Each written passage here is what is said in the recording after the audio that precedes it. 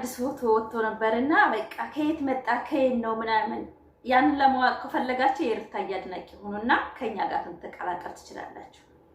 የት መጣ ከየት መጣ ፎቶ አዳዲስ እየወጣ ነው እኛም ማናቀው ያላችሁ የግሪስ ፋሚሊ አንዳንዶች የአብርሽ አድናቂዎች በጣም ያናደዳችሁ ነውና ያን ከፈለጋችሁ ከሩታ ሀብቴ ጎን ተቆማችሁ ፎቶ አየር ባየር ይደርሳችኋል ማለት ነው።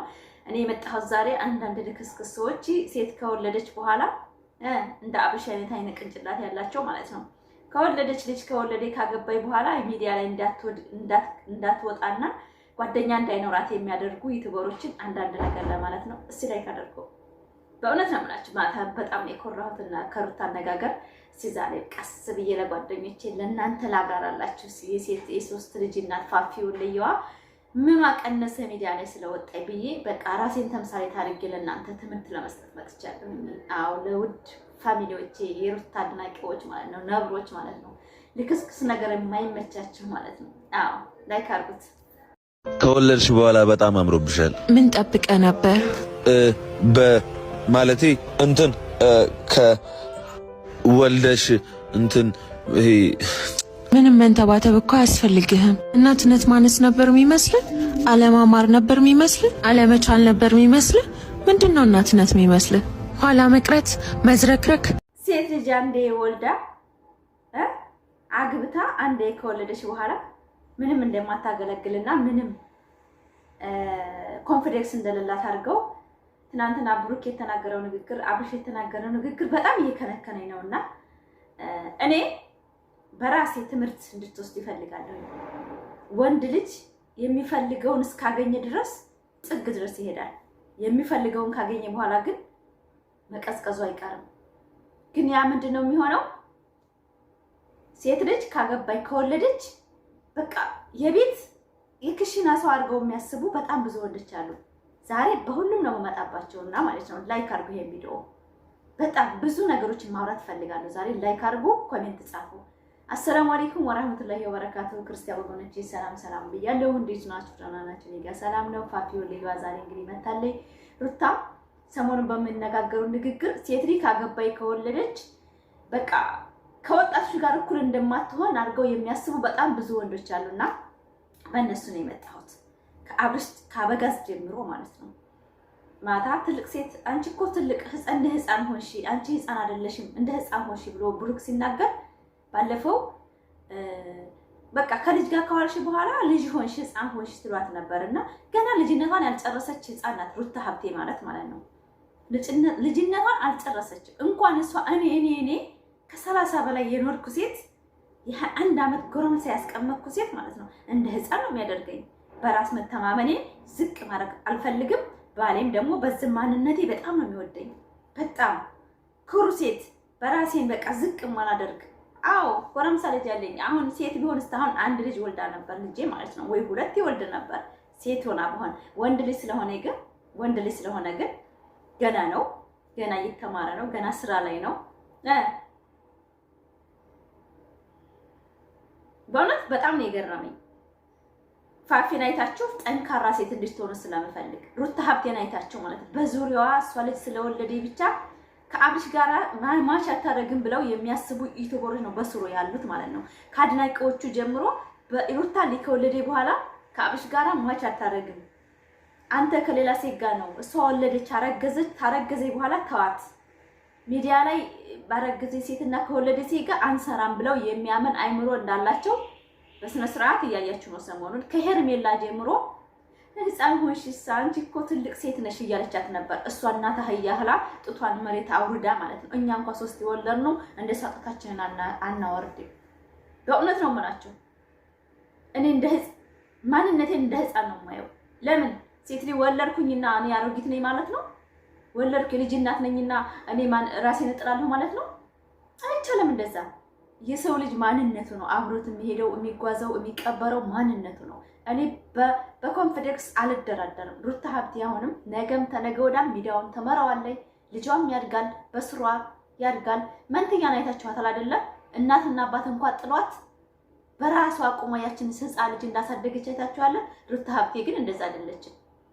ጀግኖች ቤተሰብ አላት፣ የተከበረ ቤተሰብ አላት።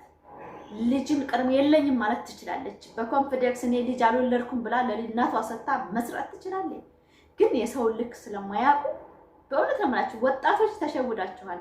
የወለደኝ ሴት ምንም ከአሁን ወዲያ ከኛ ሟች አታደርግም ብላችሁ አስባችሁ ከሆነ ሩታ ሀብቴ ደግሞ ተማራችኋለች ማለት ነው። የሩታ እህቶች ማታ ሚዲያ ላይ ስላልወጣችሁ ትንሽ ቅር ብሎኝ ለእናንተ ነው የመጣሁት። የት ጠፋችሁ? የት ናችሁ? ለምን ለማን ሴት ልጅ ካገባይ ከወለደች ዝቅ ተደርጋ እንዴት ትታይ ነው እንዴ? እናንተ ሚዲያ ቶክቶክ ላይ ያልገባችሁት እነ ሩታ ማይላብ እነ ሽዊት እነ ቲጂ የት ናችሁ? ማታ አላየኋችሁም።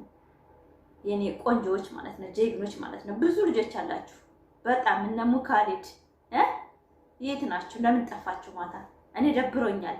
የሚያስፈልገን በዚህ ሰዓት ነው እኮ ሴት ልጅ ዝቅ ስትደረግ ማለት ነው። ማንም ስትቷት ማለት ነው። ማንም ተስሯ እንዳይቆም ሲያደርጉ የዛን ሰዓት እኮ ነው ሩታ ነብር ብለን መነሳት ያለብን እንጂ በቪዲዮ በሚሰሩ ተናደን አይደለም። ሀቂቃ ነው የምላችሁ። ቪዲዮ የሚጭኑ ቪዲዮ ቢያናደንም ግን ንግግራቸው ደግሞ ለሴትን ዝቅ የሚያደርግ ጓደኛ እንዳይኖራት ወደንስ እንዳይኖራት ማንም ሰው ከጎና እንዳይሆን የሚያደርጉት ቪዲዮ ለሴቶች እኛ ይሰማናል ማለት ነው። ላይክ አድርጉ።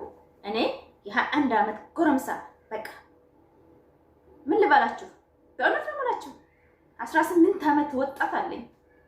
ምን ነው የቀነሰው? ባቴቴ የመሰልኩት ምን ላይ ነው?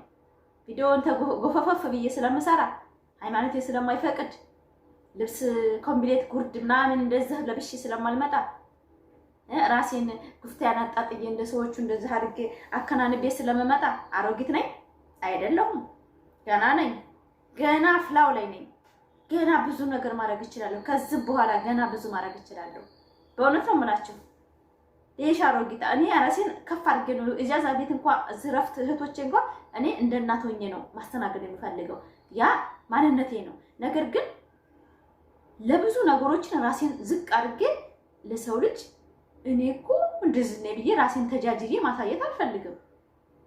በእውነት ነው የምላችሁ። እኔ በቃ ዝም ብዬ የልጆች እናት ነኝ ምናምን እንደዚህ ብዬ ስላችሁ አንዳንድ ሰዎች እውነቱን ስለተናገርኩ ብቻ አሮጊት አድርጋችሁ የምትስሉ ከሴቶችም አላችሁ። ሰውን ዝቅ አድርጋችሁ የምታው ማለት ነው።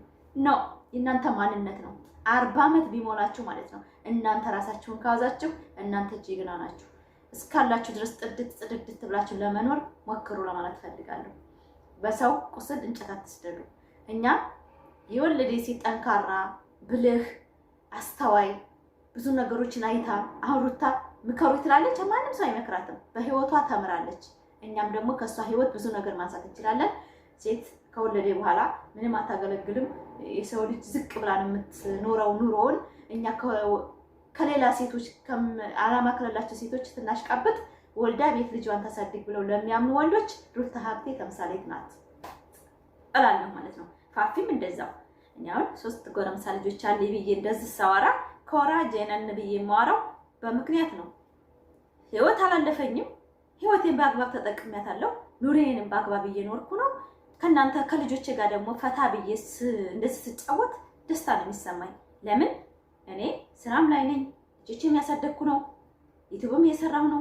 ፈታ ብዬ ከልቤ ነው ሩታን ማለንቃት ከልቤ በቃ ጀግና ናት። ነገ ለወጣቶች እያስተማረች ነው። መነካካት፣ እንደዚህ መጃጃል፣ በትዳር ውስጥ ቁማር መስራት ምናምንን እያስተማረችን ነው። በእውነት ነው የምላችሁ። ብዙ ወንዶች ሚስቶቻቸውን አስቀምጠው በጎን በድብቅ አስቀምጠው ምናምን እንደዚህ የሚጃጃሉ ወንዶች ሊኖሩ ይችላሉ፣ አይታወቅም። ከነዛን ሰዎች እሷ አንድ አይነት ነገር ለሴት አይመችም፣ ጥሩ ህይወት የሚበላሸው በእንደ አይነት በልክስክስ ሴት ነው ብላ እያስተማረች ነው ሩታ ሀብቴና ያን ነገሯን ስለምወድላት እኔ መቼም አፍሬ አላውቅም። ነገም አላፍርም፣ ተነገ ወዲያም አላፍርም።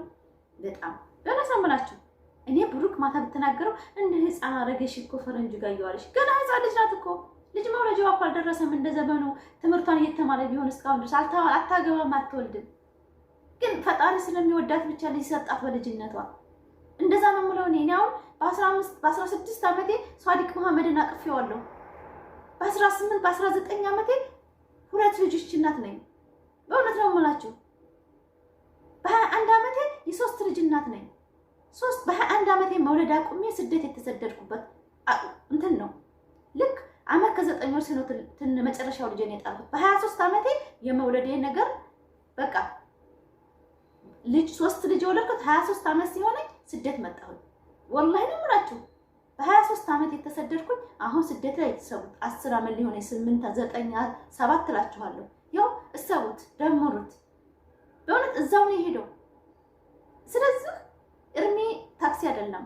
በልጅነት በመውለዴ በጣም የምኮራው እንደዛ ነው። እኔ በ16 ዓመቴ የአንድ ልጅ እና ሆኜ በ19 የሁለት ልጅ ሆኜ በ21 ዓመት 3 ልጅ ወልጃለሁ። በእውነት እምላችሁ እኔ ሀቂቃ ልንገራችሁ እስኪ በ21 ዓመቴ የ3 ልጅ እናት ነኝ። እኔ እንዲህ መናገር አልፈልግም፣ ግን የቡታጀራ የተጎረች ሴት ልጅ ከወለደ በኋላ ማንም እንደማይፈልጋት ሰው እንዲርቃት እሳቸው ወጣቶች ናቸው ከሌላ ሴት ጋር ያስቃብጡ ሩታ አልቅሳ ቤት እንድትቀር ስለሚቆጥሩት ነው ማስረዳት የፈለኩት።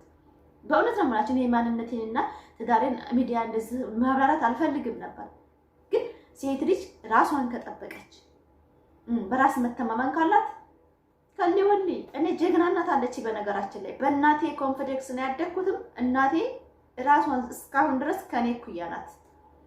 በቪዲዮ አሳያችኋለሁ።